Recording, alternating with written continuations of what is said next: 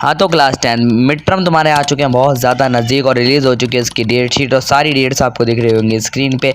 एक एक डेट को देख के आपके मन में और ज़्यादा घबराहट हो रही होगी। सबसे पहले तो उन्होंने पेपर वही रख दिया जो हमें कुछ नहीं आता, जिसका यानी कि मैथ्स।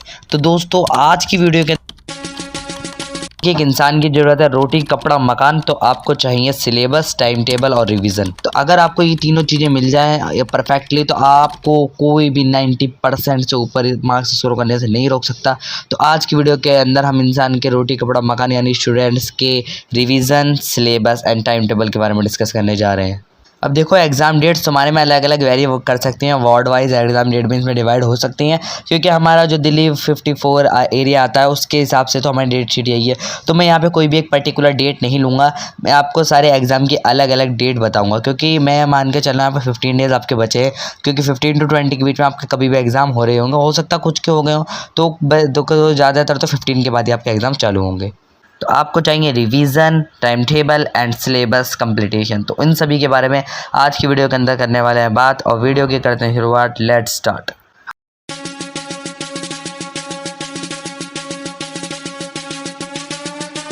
हाँ तो दोस्तों मैंने तुम्हें बताया, अगर तुम्हें मिल जाए रिवीजन, टाइम टेबल एंड उसी के साथ सिलेबस, तो आपको कोई भी नहीं रोक सकता 90% स्कोर करने से किसी भी एग्जाम में। लेकिन आपको मिड टर्म के अंदर 90% स्कोर नहीं करने हैं, क्योंकि दोस्तों मिड टर्म में अगर आपका कंप्लीट सिलेबस हुआ है तो आप आराम से 95% भी स्कोर कर सकते हो। लेकिन अगर नहीं हुआ दोस्तों, तो उनके लिए हम बात करेंगे जिनका नहीं हुआ सिलेबस। सबसे पहले हम उनके बारे में बात करेंगे। तो बेसिकली 3 कैटेगरी में यहाँ पे डिवाइडेड है सब कुछ। क्या 3 कैटेगरी है कि सबसे पहली कैटेगरी जिनका 90% से ऊपर हमारा हो चुका है सिलेबस, और दूसरी कैटेगरी आ जाती है हमारी 50 to 60% वाले सिलेबस, और तीसरी कैटेगरी आ जाती है जिनका कुछ भी नहीं हुआ या कह सकते हो 20-30% सिलेबस आपका हो रहा होगा।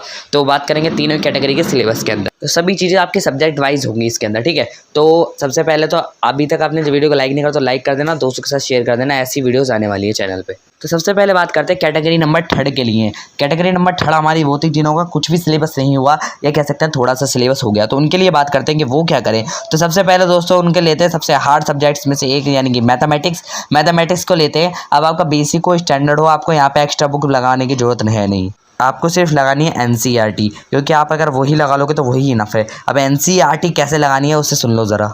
अब सबसे पहले जाके देखो मेरी 80-20 रूल वाली वीडियो, जिसके अंदर मैंने बताया तुम्हें कुछ चंद चैप्टर्स जो तुम्हारे 60% से ज़्यादा वेटेज रखते हैं तुम्हारे एग्जाम के लिए। तो उससे जाके देखो वीडियो को। अगर नहीं देखनी कोई बात नहीं, मैं इसी वीडियो के अंदर तुम्हें बता देता हूँ क्या बताया मैंने उस वीडियो के अंदर, वरना उसे और डिटेल में देख लोगे तो बहुत और ज़्यादा हेल्प हो जाएगी। हाँ तो दोस्तों अब आपको मोबाइल की स्क्रीन दिख रही होगी आपके सामने। अब इसके अंदर देखते हैं क्या करना है। सबसे पहले देखो दोस्तों, ये जो है ना क्लास 10 का स्ट्रक्चर कोर्स, इसे बिल्कुल रट्टा लगा लो। ये इसके अंदर आपकी सारी यूनिट्स जो कि बहुत ही ज़्यादा इंपॉर्टेंट है अगेन आपके लिए। सबसे पहले देखो इसके अंदर देखो जो यूनिट सबसे ज़्यादा मार्क्स कवर अप करती हैं, लेकिन ऐसी यूनिट देखो जिसके अंदर सबसे ज़्यादा आपका वेटेज भी हो, और कोशिश करो कि चैप्टर भी कम हो उसके अंदर, ठीक है। तो देखो अब देखो यहाँ पे क्या है दोस्तों, देखो अब यहाँ पे सबसे पहले आती है आपकी एक यूनिट ले लेते हैं हम, स्टैटिस्टिक्स एंड प्रोबेबिलिटी। अब ये जो यूनिट है ना, ये बहुत ज़्यादा आपके लिए कह सकते हैं खजाना यूनिट है, क्योंकि 11 मार्क्स से यूनिट कवर अप करती है। और इसके अंदर सिर्फ आ रहे हैं आपके 2 चैप्टर, जो कि मतलब 2 चैप्टर तो आपके वो बाकी यूनिट्स में भी आ सकते हैं, लेकिन इसके अंदर ये दो चैप्टर्स हैं स्टैटिस्टिक्स एंड प्रोबेबिलिटी। बहुत ही छोटे छोटे और बहुत ही प्यारे प्यारे, बहुत ही ईजी से चैप्टर्स हैं, जिन्हें आप सबसे पहले करोगे तो 11 मार्क्स आपके यहीं से कवर अप हो जाएंगे, ठीक है। तो अगेन आगे बढ़ते हैं। आगे आपको करनी है एक ये वाली यूनिट। देखो इसके अंदर देखो ये वाली जो यूनिट है नंबर सिस्टम, ये यूनिट अभी 6 मार्क्स की अकेली, और इसमें खाली एक ही चैप्टर आ रहा है रियल नंबर, जो कि बहुत ही छोटा चैप्टर है, ठीक है। और इसके हमने कंप्लीट वन शॉट भी डाल रखा है, जाके देख सकते हो आप, ठीक है। आगे बात करते हैं। आगे आता है आपके यूनिट कौन सी लेनी है आपको, कोऑर्डिनेट। हाँ तो दोस्तों देखो अब ये नेक्स्ट आपके सामने स्क्रीन पे शो हो रही है नेक्स्ट एक्सरसाइज, देखो। तो सबसे पहले देखो यहाँ पे, अब देखो कोऑर्डिनेट ज्योमेट्री आपकी एक और आपकी कह सकते हैं खजाना है। कोऑर्डिनेट ज्योमेट्री जो है, अब देखो कोऑर्डिनेट ज्योमेट्री जो है आपके लिए बहुत ही ज़्यादा इंपॉर्टेंट एक्सरसाइज हो सकती है, क्योंकि देखो ये भी अकेली काफ़ी अच्छे मार्क्स रखती है। कितने मार्क्स रखती है देख सकते हो, 6 नंबर, और इसमें भी खाली एक ही चैप्टर आ रहा है आपका, ठीक है। तो ये भी आप जल्दी से फटाफट से लगा लेना। फिर इसका नंबर सिस्टम बता दिया, कोऑर्डिनेट ज्योमेट्री बता दिया, ये बता दिया। फिर इसके बाद आप लगा सकते हो आगे आपकी ज्योमेट्री यूनिट लगा लेना। ज्योमेट्री यूनिट देखिए मैंने कहा ज्योमेट्री जो है एक अच्छी यूनिट है, 15 मार्क्स आपके स्कोर करती है। तो ज्योमेट्री जो है क्या 15 मार्क्स स्कोर करती है। और ज्योमेट्री यूनिट आपके सिर्फ 2 चैप्टर्स आ रहे हैं, एक आपका ट्राइंगल्स और एक आपका सर्कल्स। यहाँ पर देख सकते हो आप ट्राइंगल्स और सर्कल्स आ रहा है आपको ज्योमेट्री के अंदर। और इसके अंदर कोई ज़्यादा बड़ी यूनिट नहीं है या ज़्यादा बड़ी एक्सरसाइज नहीं है, 1 आधी थ्योरम है आपकी। तो इसे आप डन कर लेना, ठीक है। इसे डन कर लोगे फिर आगे बढ़ते हैं। फिर आगे देख सकते हैं आप आगे क्या होगा। अब आगे देखो हमारी ये वाली यूनिट हो गई, ये वाली यूनिट भी कवर अप हो गई, ये भी कवर अप हो गई। फिर इसके बाद आप ट्रिग्नोमेट्री अगर आपने कर रखा है तो उसका करो, ठीक है। अब देखो ट्रिग्नोमेट्री आप कर सकते हो। देखो अगर आपने सिलेबस में ट्रिग्नोमेट्री कर रखा है तो ट्रिग्नोमेट्री पे जो है हमारे टीचर्स वगैरह ज़्यादा ध्यान देते हैं। अगर आपने ट्रिग्नोमेट्री कर रखा तो बहुत अच्छी बात है, कर रखा है तो ट्रिग्नोमेट्री जरूर कर लेना। अदरवाइज कोई दिक्कत नहीं है, आप ट्रिग्नोमेट्री मत करो। आप क्या करो फिर मेंसुरेशन पे चले जाओ। मेंसुरेशन में एरिया रिलेटेड जो सर्कल जो चैप्टर है वो काफ़ी ज़्यादा अच्छा चैप्टर है, इसे जाके कर सकते हो। एरिया रिलेटेड तो सर्कल चैप्टर जो है, ठीक है, तो इसे जाके कर सकते हो। अब ये इसका हाफ मतलब 6 या 5 मार्क्स का ये आपका चैप्टर आ जाएगा। फिर इसके बाद आप क्या कर सकते हो, जाके कोऑर्डिनेट ज्योमेट्री में अलजेब्रा में से कुछ चैप्टर्स आप जाके लगा सकते हो। तो इस तरीके से 70-80% आपके आराम से मार्क्स यहाँ पे आ जाएंगे, ठीक है। 70-80% आपके मार्क्स इजीली यहाँ पे आ जाएंगे। अब आगे बात करते हैं आपके साइंस सब्जेक्ट के लिए। देखो साइंस के लिए सबसे पहले तुम्हें क्या करना है, ये आपके यहाँ पे दिख रहा होगा कोर्स स्ट्रक्चर। इस कोर्स स्ट्रक्चर को बहुत ध्यान से पढ़ लेना। और कोर्स स्ट्रक्चर में आपको ये नेचुरल फिनोमिना वाली और ये वर्ल्ड ऑफ लिविंग वाली ये दोनों यूनिट आपको लगा लेनी है। कितने नंबर हो जाएंगे, मतलब 37 आप कहोगे। नेचुरल फिनोमिना में तो लाइट आ जाता है, हाँ लाइट आ जाता है, लेकिन ये बहुत ही ज़्यादा इंपॉर्टेंट हो जाएगा आपके लिए। कैसे करना बताऊँगा अभी। देखो सबसे पहले आपको डे फर्स्ट लेना है, आपको क्या करना है, बायोलॉजी उठाना। बायोलॉजी में वर्ल्ड ऑफ लिविंग वाला और ये हमारा नेचुरल रिसोर्सेज वाला, इसे पूरा लगा देना। बहुत ही ईजी चैप्टर्स हैं, थोड़े लेंथी जरूर है 1-2 चैप्टर इसमें, लेकिन आप इजीली आप इसे कर सकते हो एक दिन के अंदर, ठीक है। नेक्स्ट डे आपको क्या करना है, नेक्स्ट डे आपको उठाना है केमिस्ट्री के अंदर 2 या 3 चैप्टर आप आराम से कर सकते हो। 3 चैप्टर कर लेना आराम से, ठीक है। इसे आप आराम से कर सकते हो, वन शॉट देख लेना इन सभी के। बहुत ही ईजी चैप्टर हैं, बेड्स एंड सॉल्ट्स वगैरह, है ना, ठीक है। फिर इसके बाद आप आता है कि अपना फिजिक्स में आपको क्या करना है, नेचुरल फिनोमिना उठाना है। उसके अंदर आपको क्या लाइट वाला चैप्टर लगाना है। लाइट वाला चैप्टर करके फिर आप उसके बाद अगला चैप्टर कर सकते हो। अगला चैप्टर कौन सा है इसका, कलरफुल वर्ल्ड वाला, ठीक है, आई वाला, ठीक है। तो उस वाले चैप्टर को कर लेना। उस वाले चैप्टर को करते ही आपको क्या करना है, सारे चैप्टर को करते ही आपको क्या करना है, शाम को आपको उसके आराम से न्यूमेरिकल्स वगैरह सॉल्व करने हैं। जैसे आप न्यूमेरिकल्स सॉल्व कर लोगे तो आपका सारे साइंस का सिलेबस कंप्लीट हो जाएगा 3 दिन के अंदर। या 4 दिन में लग जाए तो कोई दिक्कत नहीं है, आप इजीली से कवर अप कर सकते हो, ठीक है दोस्तों।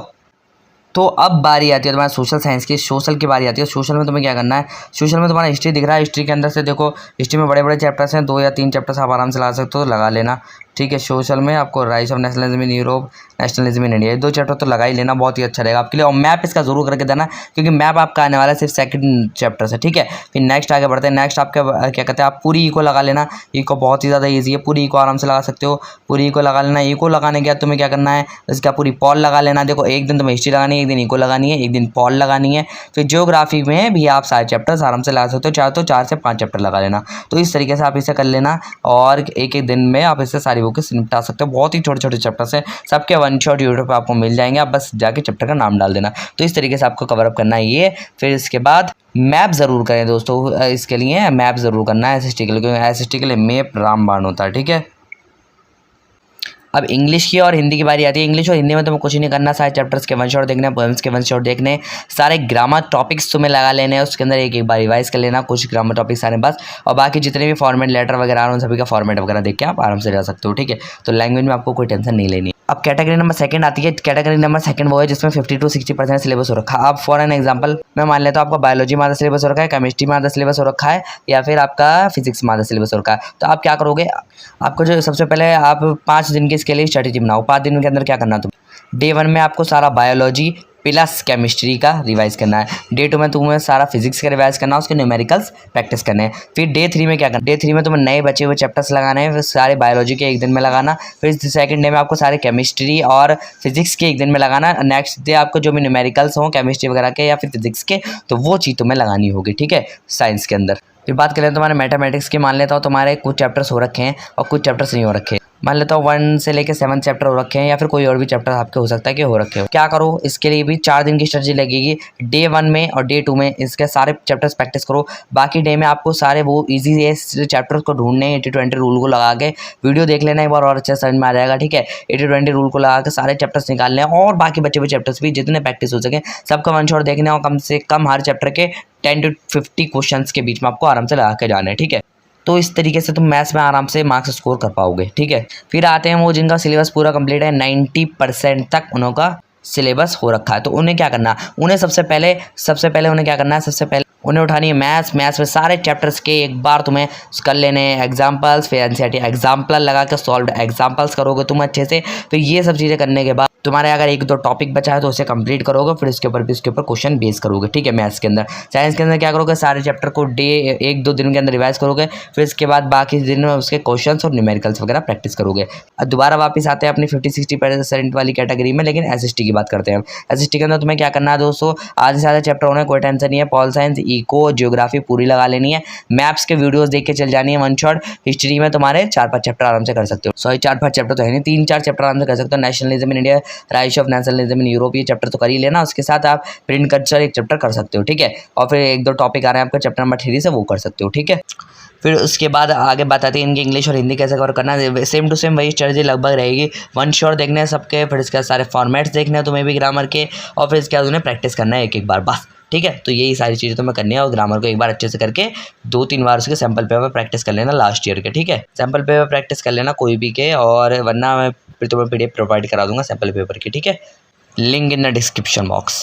फिर उसके बाद जिनों का बच्चों का सारा सिलेबस हो रखा है, मतलब कुछ सिलेबस सोशल साइंस उठानी है, सोशल साइंस के लिए उन्हें क्या करना है, सारा सिलेबस को एक बार रिवाइज करना। जैसे पहले पॉल, इको, और उसके बाद करनी तुम्हें ज्योग्राफी रिवाइज। फिर इसके बाद तुम करोगे हिस्ट्री को रिवाइज। ठीक है, हिस्ट्री को सारा रिवाइज करोगे, हिस्ट्री को कंप्लीट रिवाइज करना। फिर इसके बाद हिस्ट्री का तुम्हारा, मुझे पता है थोड़ा बहुत चैप्टर हो सकता है छूट रहा हो, तो उसे एक बार वन शॉट देख के, और क्या कहते हैं इंपॉर्टेंट क्वेश्चन की वीडियोस देख लेना यूट्यूब के ऊपर। इंग्लिश के लिए तुम्हारा सारा हो रखा, कोई दिक्कत नहीं, लेकिन एक बार तुम भी रिवाइज करने के लिए मैराथन क्लास देख सकते हो, चाहे तो वन शॉट तुम दोबारा देख सकते हो, क्योंकि 10-10, 5-5 मिनट के वन शॉट होते हैं इंग्लिश के अंदर। और हिंदी के लिए भी सेम टू सेम तुम्हें यही कैटेगरी करनी है। और फिर इसके बाद दोबारा फिर तुम्हें एक बार सारा ग्रामर रिवाइज मानना है। ग्रामर रिवाइज मानने के बाद उसके 2-3 सैम्पल पेपर लगाना है। फिर उसके बाद तुम्हें क्या करना है, सारे पैराग्राफ, लेटर वगैरह का फॉर्मेट वगैरह देख लेना है। हिंदी के लिए भी और इंग्लिश के लिए भी सेम यही स्ट्रेटजी तुम्हारी रहेगी। ये तो बात होगी तुम्हारे सिलेबस की, और 90% वाले बच्चों के रिवीजन की, और सभी बच्चों के रिवीजन्स की भी बात होगी। रिवीजन्स के लिए आगे 1-2 पॉइंट और बताने वाला हूँ। अब बात करते हैं एक मोस्ट वायलेंट टॉपिक जिसे कहते हैं टाइम टेबल। वो टॉपिक जो है टाइम टेबल, आप उसे देख के सोचने लगते हैं यार टाइम टेबल कैसे, क्या करूँ टाइम टेबल का। तो टाइम टेबल बनाने के लिए मैंने तुम्हें बहुत ही बढ़िया वीडियो बना रखी है टाइम टेबल के ऊपर, एक वीडियो वो जाके देख लेना, वरना मैं तुम्हें यहाँ पे टाइम टेबल के लिए बता देता हूँ। देखो, टाइम टेबल टॉपर्स का कभी भी ऐसा नहीं होता कि वो एक पन्ना से लेंगे और क्या कहते हैं उस पर आज के दिन का रोज लिखेंगे क्या हो रहा है। नहीं, वो क्या करते हैं, वो शॉर्ट टारगेट्स लेते हैं। वो रोज क्या करेंगे, 3 से 4 चैप्टर, आज मुझे 2 से 3 चैप्टर इसके कवर अप करने हैं, और 2 से 3 चैप्टर इसके कवर अप करने हैं। पैरेलली चलेंगे, पिला सब छोटे टारगेट्स लेंगे, ज़्यादा बड़े टारगेट्स नहीं लेंगे, पैरेलली चल के, और छोटे छोटे टारगेट्स वो लेते हैं। ठीक है, तो क्या करेंगे, 2-3 चैप्टर उन्होंने साइंस के रिवाइज कर लिए, तो 2-3 चैप्टर आज वो क्या करेंगे, मैथ्स के सॉल्व कर लेंगे। ठीक है, तो इस तरीके से तुम्हें टाइम टेबल में करना है। तो फॉर एन एग्जाम्पल मैं तुम्हें बता दूँ, साइंस का तुम केमिकल रिएक्शन चैप्टर ले लो, और नेचुरल रिसोर्सेज और एक रिप्रोडक्शन चैप्टर ले रहे हो, मैं मान लेता हूँ। फिर क्या तुम क्या करोगे, मैथ्स के अंदर तुम्हें ले लेना एक बड़ा चैप्टर, जैसे कि तुमने एक ट्रिग्नोमेट्री चैप्टर ले लिया। फिर इसके बाद एक आपने ले लिया हाइट एंड डिस्टेंस चैप्टर, और एक ले लिया आपने स्टैट्स चैप्टर, तो स्टैटिस्टिक चैप्टर। तो ये सारे ले लोगे, फिर इसके बाद तुम्हें कोई टेंशन नहीं होगी, तुम्हारे ये 6 चैप्टर कवर अप हो जाएंगे एक दिन के अंदर। तो इस तरीके से तुमको टाइम टेबल बनाना है, लेकिन तुम्हें अब थोड़ा टाइम टेबल सही करने लेना है, क्योंकि 20 दिन या 15 दिन का टाइम टेबल तुम्हें बनाना है। देखो, मैं तुम्हें यहाँ पे टाइम टेबल दे दूंगा, तो तुम उसे नहीं फॉलो अप करोगे। तुम्हें अपने अकॉर्डिंग, तुम्हारे पास किस हिसाब से टाइम है, तुम्हारे पास सुबह में टाइम है, तुम्हारे पास रात में टाइम है, तुम्हारे पास दोपहर में टाइम है, तुम्हारा पढ़ाई का मूड कब हो रहा है, तो उस हिसाब से तुम्हें अपना टाइम टेबल खुद क्रिएट करना होगा, क्योंकि तुम किसी और का कभी भी कोई भी गाइडेंस कंप्लीटली फॉलो अप नहीं कर पाओगे। ठीक है, तो तुम्हें अपने हिसाब से कल्टीवेट होना पड़ेगा, अपने हिसाब से तुम्हें बढ़िया से बढ़िया टाइम टेबल बना ले आऊँगा। ठीक है, तो वो तुम्हें कैसे करना मैंने तुम्हें बता दिया। शॉर्ट टारगेट्स लेने हैं, और तुम सारी सब्जेक्ट की कोशिश करो कि सारे सब्जेक्ट के 2-2 चैप्टर कर रहे हो भले, लेकिन सारे सब्जेक्ट के कर रहे हो। ठीक है, तो मेनली तुम एसएसटी और मैथ्स और साइंस को ज़्यादा आगे लेके चलना, क्योंकि इनके मार्क्स से आगे चल के एवेल्यूएट होते हैं। ठीक है, ज़्यादा, और इंग्लिश और हिंदी के इतने ज़्यादा अवेलेबल नहीं होते मार्क्स, वो रिप्लेस भी हो जाते हैं हमारे एडिशनल से, अगर उसमें थोड़े बहुत स्कोर आपके ऊपर नीचे भी हो जाते हैं। ठीक है, तो मैं ये नहीं कहता उस पर ध्यान मत दो, लेकिन उन पर भी क्या कहते हैं, उन पर थोड़ा ज़्यादा ध्यान देना है आपको। ठीक है, अब रिवीजन तुम्हें कैसे करनी है, जैसे तुम मेरे हिसाब से सिलेबस कवर अप करोगे, तो उसमें तुम्हें क्या करना है, जब तुम मैथ्स का कोई क्वेश्चन सॉल्व कर रहे हो, कोई टॉपिक कर रहे हो साइंस का, या एसएसटी का कोई चैप्टर पढ़ रहे हो, उसमें कोई टॉपिक तुम्हें नहीं समझ में आता है, या उसके रिलेटेड कोई क्वेश्चन आ रहा है, उसका आंसर तुम नहीं कर पा रहे हो, उसको अगर उसको क्वेश्चन बदल दिया जाता है, एक जैसे एक ही आंसर के बहुत अलग अलग तरीके के आपको क्वेश्चन बन सकते, तो तुम क्या करोगे, उस वाले आंसर पे या तो क्रॉस मारोगे या डबल टिक करोगे, जो भी तुम्हें पसंद है वो करके मार्क कर लोगे वो क्वेश्चन को, और उस क्वेश्चन को तुम मार्क करके फिर इसके बाद क्या करोगे, एग्जाम डेज के बीच में तुम उस क्वेश्चन और लगा देना रिविजन्स पे। फिर उसके बाद तुम्हें क्या करना, बाकी जितने भी चैप्टर्स है तुम्हें उन्होंने पढ़ते टाइम आइडिया होगा कौन कौन से इंपॉर्टेंट टॉपिक्स हैं, उन्हें एक बार अच्छे से रिवाइज कर लेना। तो ये 2 पॉइंट्स तुम जरूर फॉलो अप करना रिवीजन के लिए। तो आपका रोटी कपड़ा मकान यानी कि revision, syllabus and time table हमने बता दिया, और इसे फॉलो अप करोगे तो ज़रूर तुम्हारे अच्छे मार्क्स आ रहे होंगे। और 5 सैम्पल पेपर पर सब्जेक्ट्स के तुम्हारे, हिंदी इंक्लूड नहीं होगा, 4 सब्जेक्ट्स के तुम्हारे सैम्पल पेपर, लिंक डिस्क्रिप्शन में 5 सैम्पल पेपर्स का, ठीक है। तो जाकर चावड़ करो, फ्री ऑफ कॉस्ट है, ठीक है। ऐसी वीडियोस के लिए चैनल को सब्सक्राइब करें, दोस्तों के साथ शेयर करें। ऐसी एनिमेटेड वीडियोस के लिए हमारे वीडियो को लाइक करें, और मिलता हूँ आपसे नेक्स्ट वीडियो में। जब तक के लिए जय हिंद, जय भारत।